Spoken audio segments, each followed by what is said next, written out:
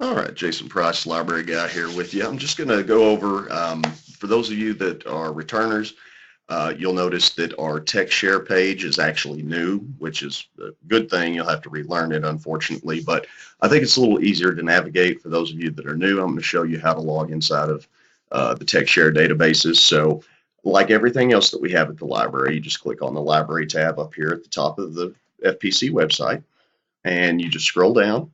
You can click on the databases for research, and you'll notice that we have the TexShare databases right here. So you just click on it, and it's going to take you straight through. And you'll notice, those of you, like I mentioned, that are returners, that this portal is new. So it's got the get it started right here at the front. And so it's got Credo, which is, a good reference materials like encyclopedias and stuff like that. But what I want to show you today is Academic Search Complete. I think that's what 95% of your assignments are going to require. I do have tutorials on JSTOR and HLC databases, which I don't think you'll use that much for assignments, but so you can access it that way. If you want to look for other databases, the resources from A to Z, they've got everything in alphabetical order, so you can scroll through and see what you need. But what I'm going to do is show you Academic Search Complete. Now, keep in mind that I'm on the internal FPC website, so we have IP validation, so it just recognizes I'm an FPC student or employee, and it kicked me straight through. For those of you that are off campus, or those of you that do your work that not on an FPC campus, you're going to need the passwords for library databases, and that is inside your student portal. It's there 24/7, 365. You've always got access to it. Just keep in mind, those of you that are returners, the password has changed, so you're going to have to be careful with that. But so this is Academic Search Complete, and the first thing before you start typing anything is you need to make sure and limit your results to full text, and that's going to mean things that you can read immediately electronically. So they're going to have PDF or the HTML version, and I'll show you that in a minute. And then for most of your assignments, they're going to want scholarly or peer-reviewed or academic journals. Your instructors may call them all something different, but they mean the same thing. So you get your scholarly or peer-reviewed journals, and you check it that way. And now you can start typing. Now, if you know the author of the article you're looking for, if you know the title of the article you're looking for, you can change these drop boxes. Otherwise, it's just going to do a keyword search. So, for example, I'm just going to do George Washington. And so if you're in a history class or government class, you may do that. Well, if you do that, there's almost 7,000 results. That's too many, and that's what these extra boxes are for, to narrow stuff down. This uses what's called Boolean logic.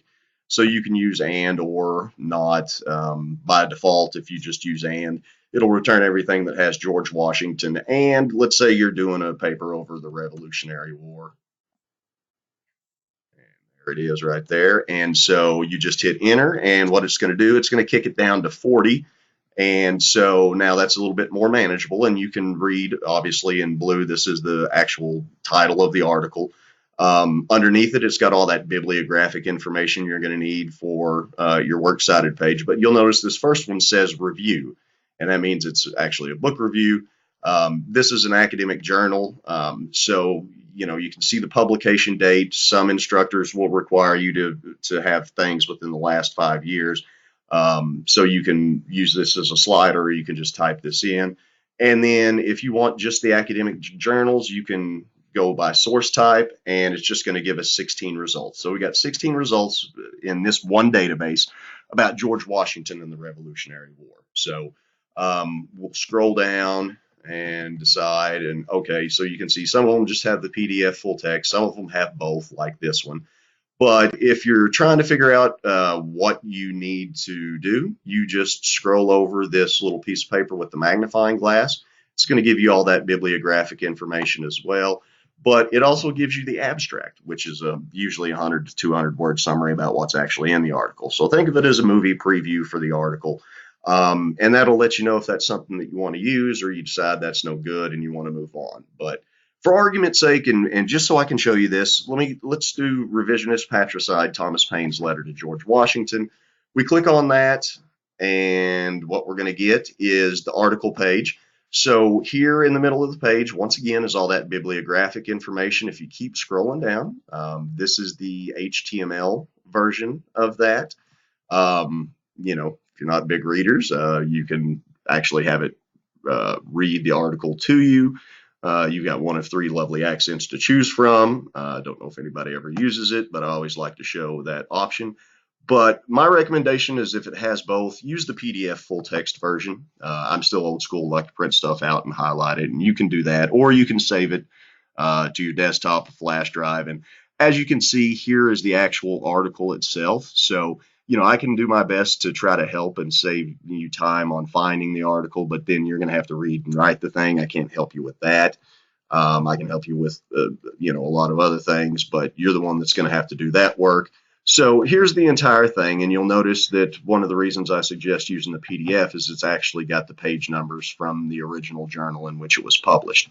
So let's go back to the detailed record. And so that's essentially how you find something. Now there's a bunch of other options that you have on the right hand side of the screen.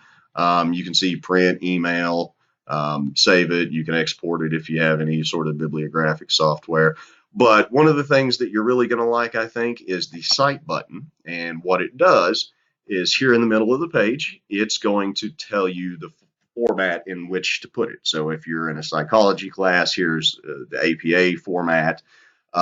If you're in a history class, for example, Chicago Turabian's probably what you're going to be using. If you're in a literature, here's the MLA version. You can just highlight it, copy and paste it, fix the formatting, and you're done. Now, this should be the only time you ever copy and paste anything into a works cited, into a research assignment. And keep in mind that these are put in by librarians. So most of the time they're right, but sometimes they get some errors. So make sure to double check this against either a citation guide or the OWL at Purdue University. That's a good website. It's run by the English department there. And that's pretty much it. That's pretty much how to find something. If you can't find something in that database, up above the search box, you can choose databases. And now you can search every single one of the EBSCO host databases. You can add them one at a time.